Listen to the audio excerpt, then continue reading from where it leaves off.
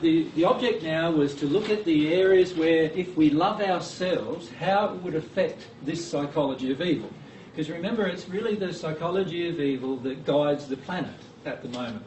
And you can see from our previous discussion that the psychology of evil actually is a lot of times in ourselves too, still. We still have some of those tendencies towards that kind of thinking. And there are many, many people in the spirit world in the hells of the spirit world, who are dedicated to that kind of thinking. Their whole life is dedicated to continuance of that kind of thinking as well. And so what we need to do to break the cycle is to break the cycle of the psychology of evil, break the cycle of our belief systems that cause us to have a tendency towards evil. Now, God created us, and it's very important to understand this, that God created us with the ability to overcome evil. God did not create us with an inherent feeling that we were always going to be evil. He never created us with a flaw.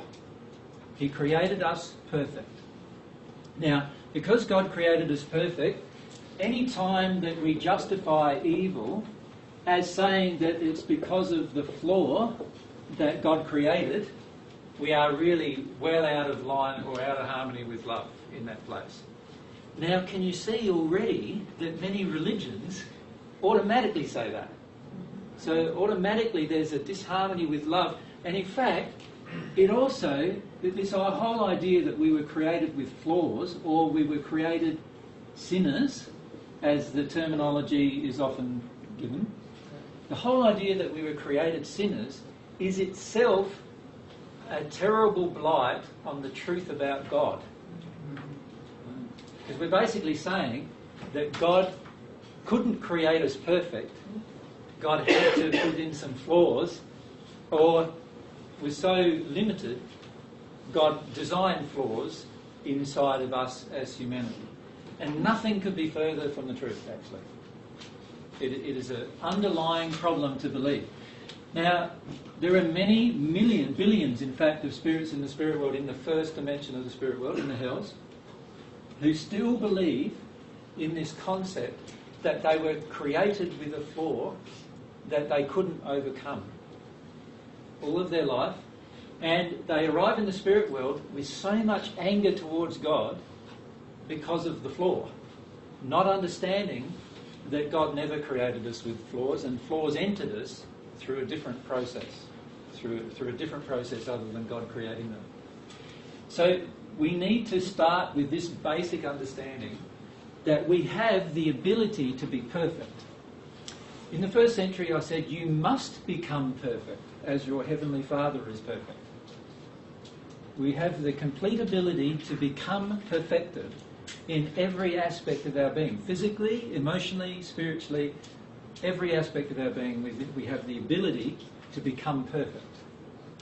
If we remember that, every time we see a flaw, we won't go, oh, I'm just going to accept this flaw. We will start to look at, well, I can release this flaw, I can get rid of this flaw if I do something about it. The problem with believing that we're created with flaws is there's this almost instant helplessness that happens.